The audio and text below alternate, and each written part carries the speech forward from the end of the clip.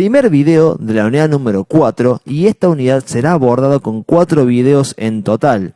Quizás en el futuro haga más videos para ampliarla, pero ahora vamos a trabajar sobre lo más indispensable de esta unidad, luego quizás en el futuro la amplíe. Y aquí vamos a ver la Revolución Francesa, pero para poder entender este proceso que es muy interesante, tenemos que retomar rápidamente, por supuesto, otros 2 procesos que ya dejamos en unidades anteriores.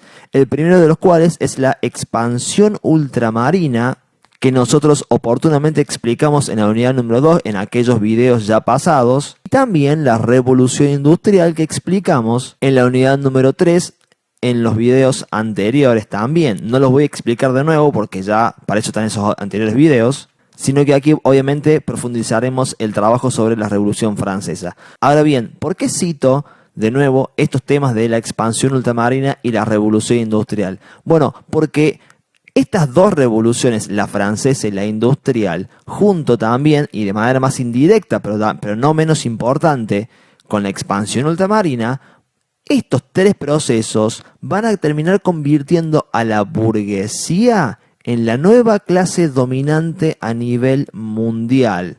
Cuando habíamos planteado al comienzo de la unidad número 2 que surgió una nueva clase social que no era privilegiada, que tenía un montón de dificultades, etcétera, etcétera, y fuimos desarrollando cómo es que consigue el fin de los peajes, cómo consigue beneficios de parte del rey, y cómo emprende la expansión ultramarina en el resto de los continentes, cómo emprende los cercamientos y logra la transición hacia el capitalismo, y cómo luego desarrolla el sistema fabril, es decir, las fábricas, y da comienzo a la revolución industrial. Estuvimos explicando en todos esos videos cómo la burguesía fue creciendo desde un punto de vista social, de ahí el color amarillo, económico, de ahí el color verde, a partir de la revolución industrial, marrón, a partir de la expansión ultramarina, pero también político, que es el paso que nos falta de explicar, es el último paso que da la burguesía para convertirse en esta clase dominante a nivel mundial. Yo les dije en aquella unidad número 2, cuando empezamos a hablar de la burguesía, es decir, en este esquema, cuando empezamos a hablar de la burguesía en la unidad número 2, que esta clase había que prestarle mucha atención porque se iba a convertir en la clase dominante a nivel mundial, hasta incluso el día de hoy. Y aunque en esta unidad no vamos a hablar exactamente de lo que sucede hoy en día, sí definitivamente estaremos relacionando estos eventos del pasado con la actualidad, porque el mundo que hoy conocemos se conformó en buena medida, al menos en sus aspectos más estructurales, a partir de estos 3 grandes procesos, como un mundo hegemonizado por la burguesía en términos generales. Hay muchas cuestiones ahí para plantear, muchos detalles al respecto, pero no los voy a explicar ahora porque sería demasiado largo este video. Entonces, hay 3 procesos: la revolución industrial, un proceso social y económico; la expansión ultramarina, un proceso económico y geográfico; y por último, la revolución francesa, que es un proceso social también, porque involucra a la burguesía y a otras clases sociales más, pero sobre todo las cosas político. Verán en los próximos videos y en los próximos esquemas que hay muchos cuadraditos de color rojo, precisamente porque esta es una unidad más que nada política, así como la anterior profundizó sobre los aspectos económicos, ¿sí? Entendamos, cerrando ya esta idea, hay una doble revolución, la industrial y la francesa, esta en Inglaterra, esta obviamente en Francia, complementadas por un tercer proceso que es la expansión ultramarina, que ya vimos oportunamente, que van a terminar convirtiendo, decía, estos 3 procesos en paralelo, van a confluir, van a dar como resultado final que la burguesía se convierta en esta nueva clase dominante. Pasemos ahora a profundizar los aspectos de la Revolución Francesa. Cuando comencé este video, lo primero que dije es que iba a haber 4 videos nada más, aunque el día de mañana quizás yo lo amplíe. ¿Por qué digo esto? Porque vamos a trabajar solamente en la etapa pre-revolucionaria, lo que sucedía en Francia antes de la revolución, y luego las 2 primeras etapas nada más de esta revolución. Las otras 3 no las vamos a ver ahora por una cuestión de tiempo, porque necesito priorizar otras unidades, y si nos extendemos demasiado en esta, entonces vamos a tener menos tiempo para abordar las siguientes. Quizá el día de mañana yo haga videos sobre estas unidades, quizá no, veremos qué sucede en el futuro. Por lo pronto nos quedaremos con estas 3 etapas que aquí están explicitadas en esta línea de tiempo, que es bastante simple. Fíjense, 1789 es el año de comienzo de la revolución, cuando estalla la revolución, y esto va a dar lugar a la primera etapa, que es la del rey y la Asamblea Nacional,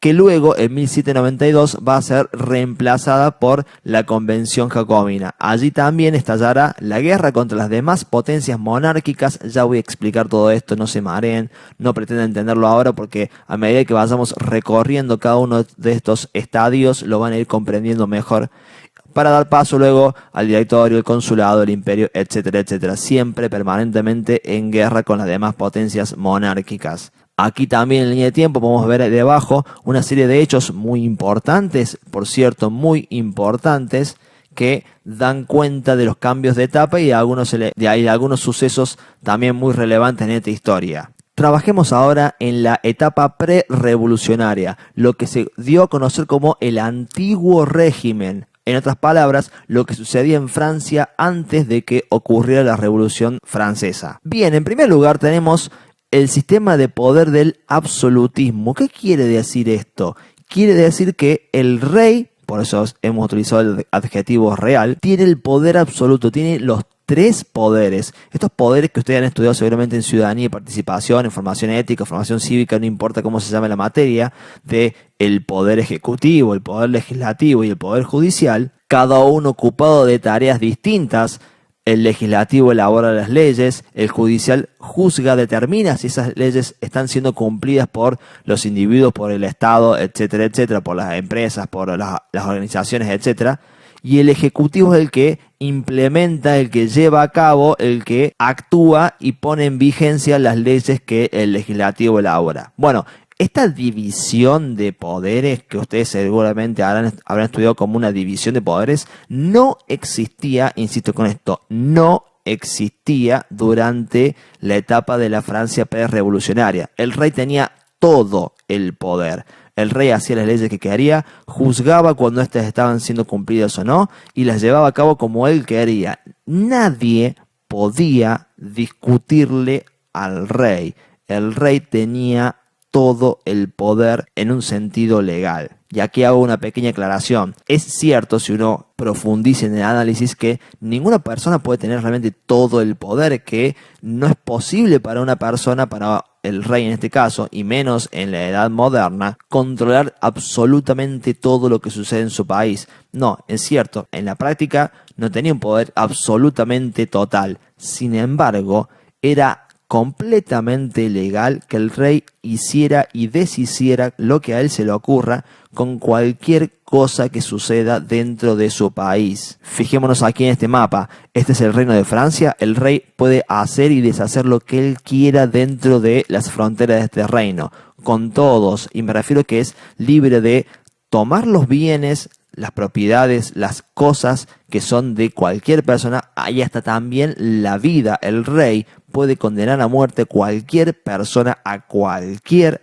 persona, y cuando digo cualquier persona me refiero a cualquier persona de toda esta pirámide social que más adelante vamos a explicar, a cualquier persona por la razón que sea, y nadie le puede discutir nada. Las decisiones del rey son completamente indiscutibles. Su poder es inobjetable. Nadie limita el poder del rey, al menos legalmente. El rey no tiene freno absoluto. Y aquí ya podemos advertir uno de los grandes problemas de este sistema de gobierno. Si el rey no tiene freno absoluto, entonces puede hacer lo que quiere, y como tal el pueblo tiene que confiar en ese rey y confiar en que sea una persona preparada para gobernar y que sea justa, porque si el rey toma una mala decisión, nadie le puede discutir nada, y si el rey elige comportarse como un tirano y oprimir a su población, nadie lo puede frenar, porque es el rey. Y para reforzar esta característica absoluta de su poder,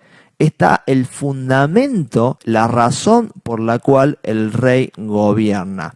A ver, esto es una cuestión muy importante, porque este es uno de los grandes cambios que van a ocurrir con la revolución luego de que ésta ocurra. Antes de la revolución, insisto con esto, la Francia pre-revolucionaria, el rey gobierna porque Dios lo elige. Aquí hemos representado la cuestión religiosa con un color azul, que es el color que convencionalmente hemos elegido para representar la cuestión religiosa.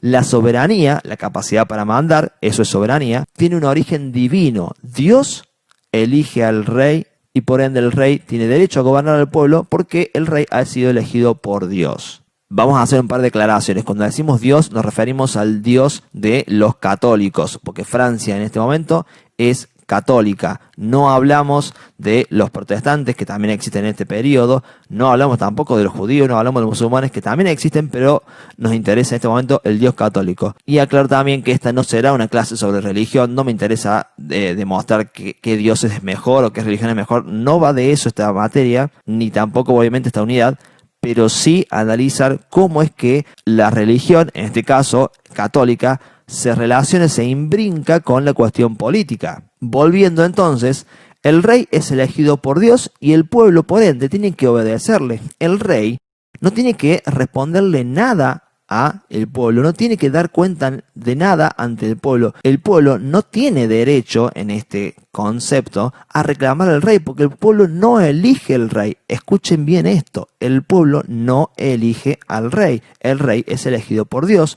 Por ende, el rey es responsable solamente ante Dios de cualquiera de las acciones que realice. Cualquier error que el rey cometa no tiene que pedir perdón al pueblo. De ninguna manera le pedirá perdón a Dios, ¿sí? Deberá dar la cara ante Dios, pero no ante el pueblo. En otras palabras, no quiero hablar en contra de las religiones en general, pero si el rey le tiene que responder solamente a Dios, prácticamente no responde a nadie. Si solamente Dios le puede reclamar al rey, bueno, nadie le reclama al rey. Básicamente esto es lo que está sucediendo, esto es lo que termina sucediendo. Seguramente muchos de ustedes se preguntarán, pero ¿cómo hace Dios para elegir al rey? ¿Cómo sabe el rey que fue elegido por Dios? ¿Cómo es esto?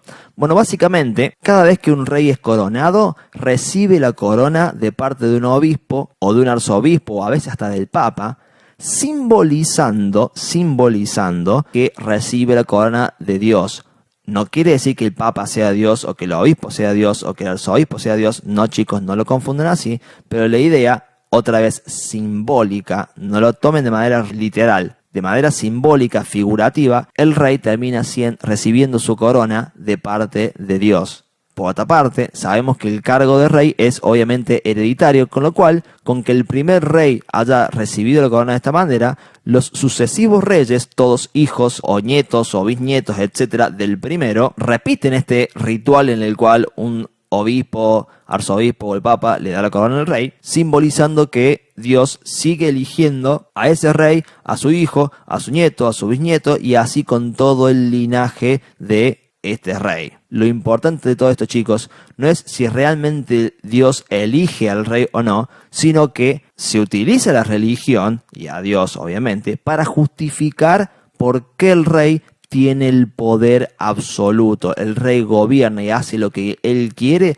porque ha sido elegido por Dios, ¿sí? Este poder absoluto, el absolutismo, reposa en términos teóricos y políticos, en última instancia, en que Dios elige al rey. Ya podemos advertir bastante que este esquema político y religioso favorece muchísimo las posibilidades de que el rey se convierta en un tirano opresivo, en una persona que gobierne sin que le interese lo que piensan o sienten las personas del pueblo. Y con personas del pueblo me refiero a todas las clases sociales en general, pero específicamente, y ahora lo voy a explicar con más detalle, a estos grupos sociales que paso a explicar.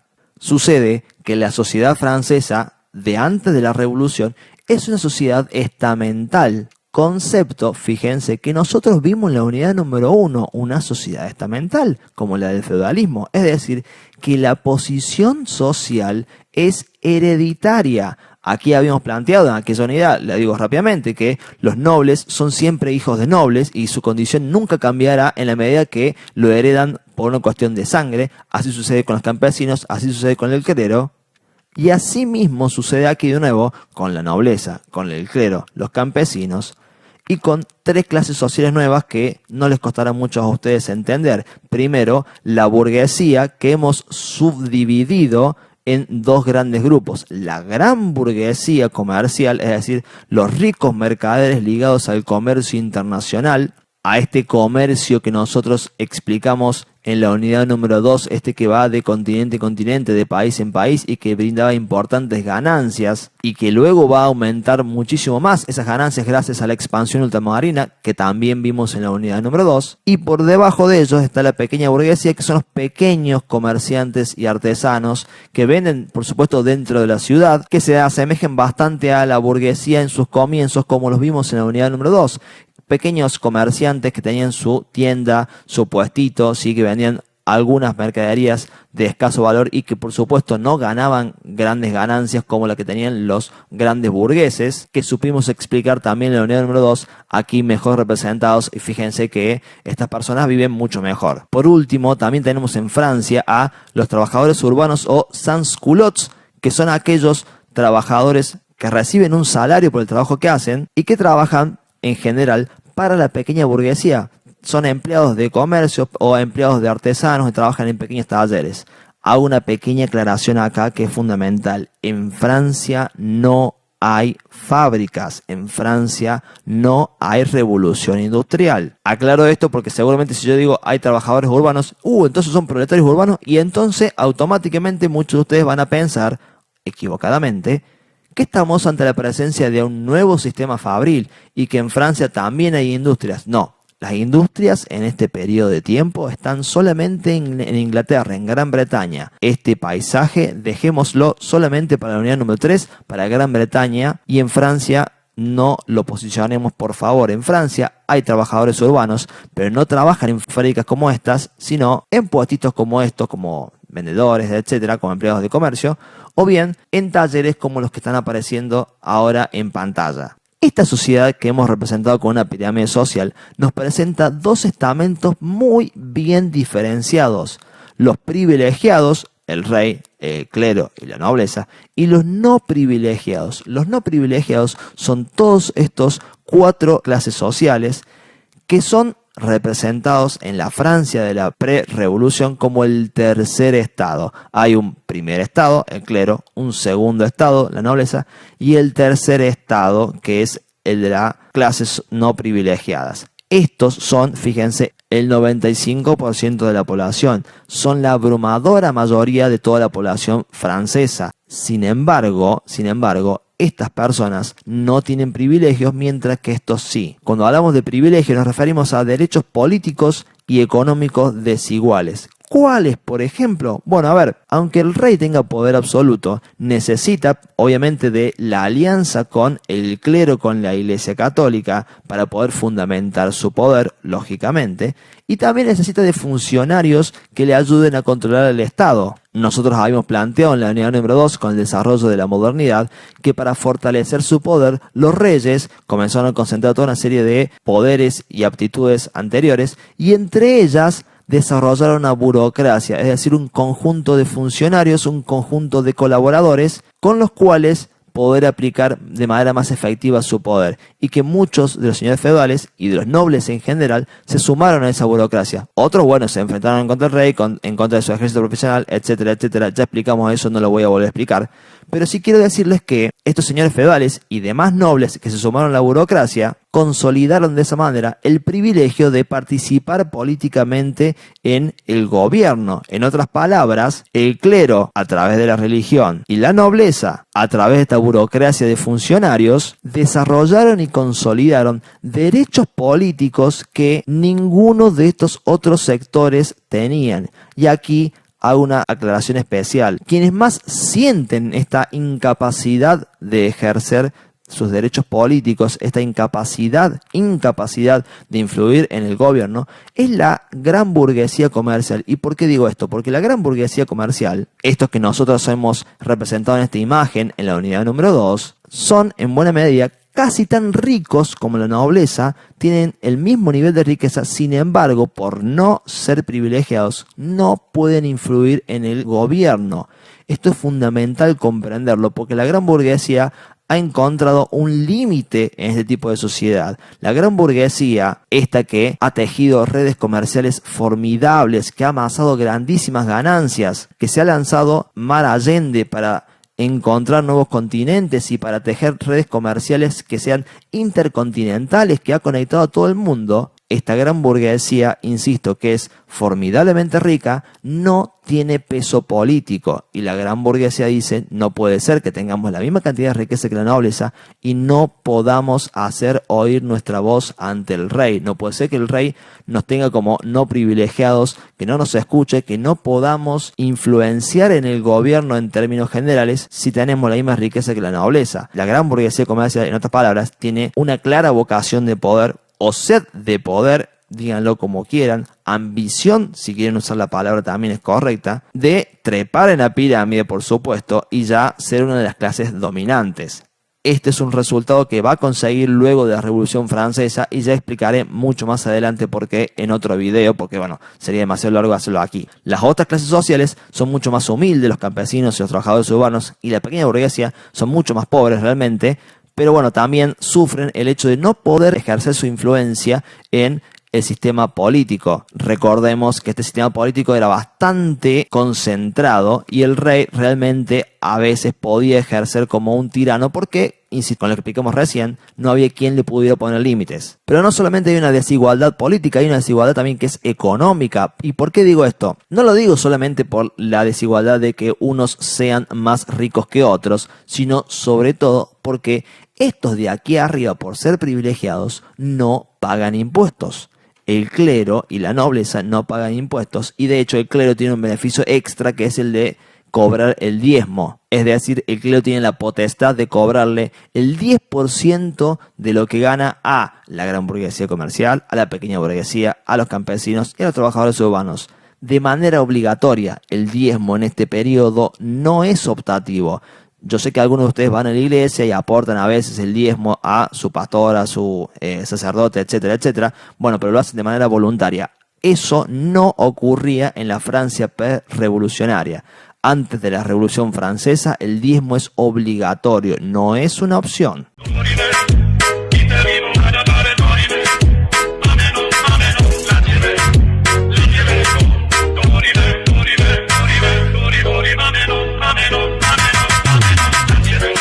También, y esto lo digo de manera mucho más escueta, la diferencia entre los privilegiados y no privilegiados es también una diferencia legal. ¿A qué me refiero con esto? A que si un noble es encontrado culpable de un crimen, va a recibir un castigo muchísimo más leve, muchísimo menor y mucho más sofisticado, si se me permite la palabra, que un campesino. En otras palabras, si un noble es encontrado robándole al Estado, deberá devolver lo que ha robado, deberá pagar también una multa, pero no mucho más de eso. En cambio, si un campesino se ha encontrado robando, seguramente le corten las manos o lo cuelguen en medio de la plaza y lo dejen allí para que muera y su cuerpo se pudra frente a la vista de todos. Los castigos para los no privilegiados suelen ser, así como les expliqué recién, bastante atroces, mientras que los castigos para los privilegiados son mucho más benevolentes y hasta sofisticados. En la época había también una representación de esta situación. Esta es una suerte de meme de la época en el cual vemos representado al rey,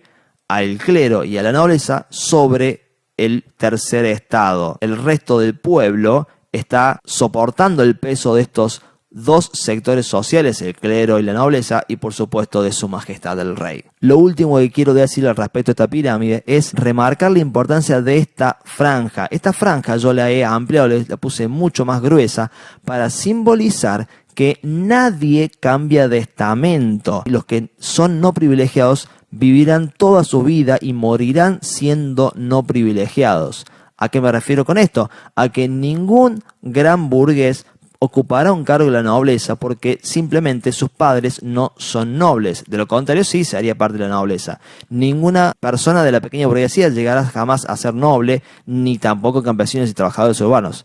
Puede suceder que un pequeño comerciante se enriquezca y pueda cruzar la línea y convertirse en un gran burgués, pero ese pequeño comerciante devenido en gran comerciante jamás cruzará esta barrera. Esta barrera separa a las personas por nacimiento, por sangre, no por riqueza. Y esta barrera, precisamente, es la que va a cambiar con la revolución, aunque eso lo explicaré en el video que viene. Lo último que voy a decir al respecto de este esquema es que todas estas características pueden ser resumidas en un solo concepto llamado sociedad del antiguo régimen. Con ese término es que se conocía a cualquier sociedad, en este caso la francesa, pero también la de muchos países, que tenía un rey con poder absoluto, cuyo poder era de origen divino, y también se encontraba gobernando una sociedad estamental que diferenciaba claramente entre los sectores privilegiados y no privilegiados, con todas las diferencias que hemos explicado recién, y en donde estos privilegios siempre eran hereditarios, de tal manera que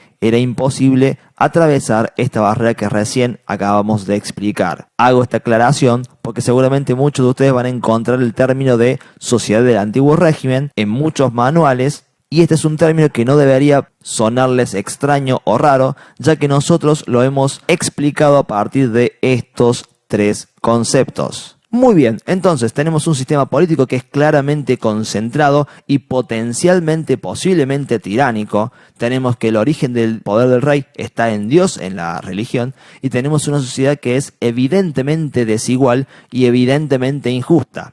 En este panorama, por cierto, complicado, van a ocurrir tres importantes crisis que van a dar como resultado a que el rey convoque a los estados generales. Ya voy a explicar qué es todo esto. En primer lugar, se da una crisis agrícola. Las cosechas en ese periodo son bastante malas, se cosecha muy poco trigo y por ende el poco pan que se produce es mucho más caro. El pan se hace más caro.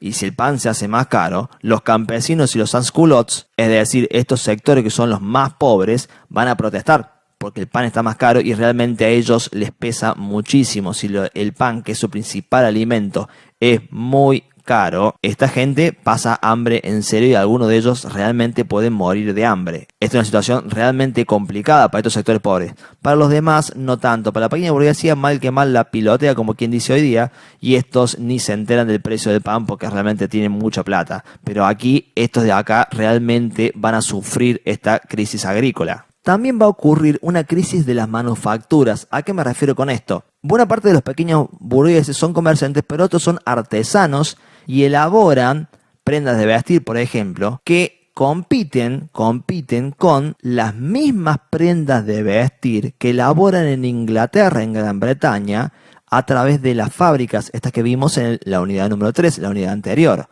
Lógicamente, los productos ingleses son mucho más baratos que los productos franceses, por una razón elemental. Los ingleses tienen fábricas, tienen máquinas. Ya explicamos en la unidad anterior que las máquinas son siempre más eficientes que las personas. En otras palabras, imagínense que mientras Inglaterra tiene fábricas, Francia todavía tiene un sistema parecido a este, no es exactamente este, pero efectivamente todavía tiene personas, ¿sí? Artesanos, no vamos a decir campesinos, pero bueno, para que ustedes hagan la equivalencia, la comparación, Francia, tecnológicamente hablando, está varios peldaños, varios pasos atrás que Inglaterra y por ende los productos ingleses son mejores y más baratos que los productos franceses. Eso hace que la pequeña burguesía, esta que está integrada por artesanos también, además de comerciantes, venda mucho menos sus productos. La pequeña burguesía francesa vende mucho menos porque está perdiendo la competencia en contra de la burguesía industrial de Inglaterra. Eso hace,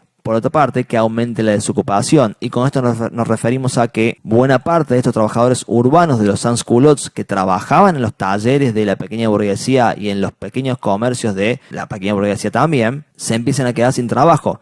Es decir, si el jefe vende mucho menos, produce mucho menos o vende mucho menos, empieza a despedir a sus empleados y los trabajadores urbanos empiezan a protestar. Entonces tenemos, el pan sale más caro y hay gente que se está quedando sin trabajo. Ya venimos feo y todavía nos falta una crisis más. La crisis fiscal. Cuando hablamos de fiscal, hablamos de impuestos, hablamos de los ingresos que tiene el Estado, es decir, el gobierno. En este periodo era muy común que los reyes, el de Francia, pero también el de España, el de Inglaterra, en Holanda, el de lo que hoy llamaríamos Alemania, en ese momento se llamaba Sacro Imperio Romano Germánico, estos reyes compitan entre sí y entren en guerra constantemente. Compitan no solamente para invadir los territorios de cada uno aquí en Europa, sino también compitan para invadir otros territorios en otros continentes, en África, en América, ni hablar, en Oceanía, en Asia, etcétera, etcétera. Hay una competencia entre imperios para ver quién ocupa más colonias en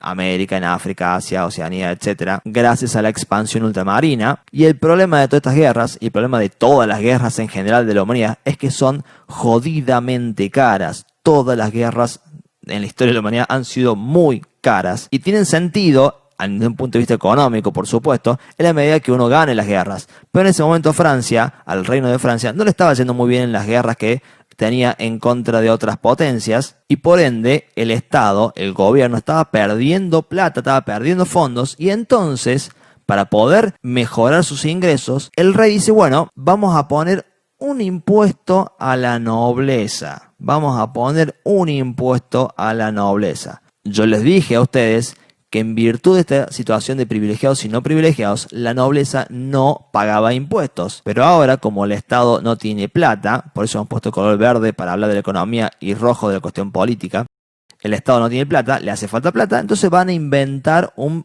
posible impuesto a la nobleza. Obviamente que la nobleza no quiere pagar impuestos, nunca pagó impuestos, no tiene ganas de hacerlo ahora, ni nunca tendrá ganas de pagar impuestos, olvídense. Entonces, ante esta situación en la cual el pan sale más caro, en el cual hay gente que se está quedando sin trabajo y la pequeña burguesía tiene menos ganancia, hay protestas, hace falta dinero para el Estado y la nobleza no quiere pagar impuestos, entonces el rey se da cuenta que la situación está complicada. Se da cuenta que esta sociedad que él gobierna está bastante descontenta, está bastante inquieta, está comenzando a protestar y ya no tiene el apoyo de la nobleza que no quiere pagarle el impuesto. El clero todavía lo respalda, pero ya tenemos el importante descontento de todos estos sectores sociales que, insisto con esto, son el 95% de la población, son la abrumadora mayoría de Francia. Por ende, el rey va a convocar a los estados generales. ¿Qué es esto?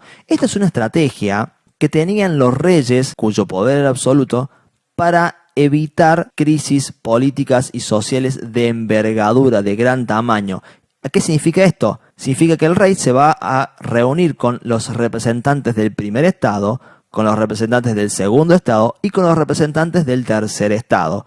Con esos representantes, el rey se reunirá a discutir, bueno, a ver, señores, tenemos estos grandes problemas en el país, ¿cómo lo solucionamos? El rey convoca a los estados generales, insisto, a los representantes del clero, la nobleza y el tercer estado, para escuchar sus ideas, para escuchar sus proposiciones, pero lógicamente, como el rey tiene poder absoluto, es el rey el que decide qué es lo que se hace y qué es lo que no se hace. Quiero aclarar que los reyes en este periodo no convocaban a los estados generales todos los días, de ninguna manera. La última convocatoria a los estados generales había ocurrido hace 150 años. El rey consultaba muy poco al resto de la población y tranquilamente podía no consultarle a nadie porque el rey tenía el poder absoluto. Esto es lo que venimos diciendo hace rato. Sin embargo, en circunstancias realmente complicadas, realmente aciagas como estas que se plantean con estas tres crisis, entonces se va a conformar una situación muy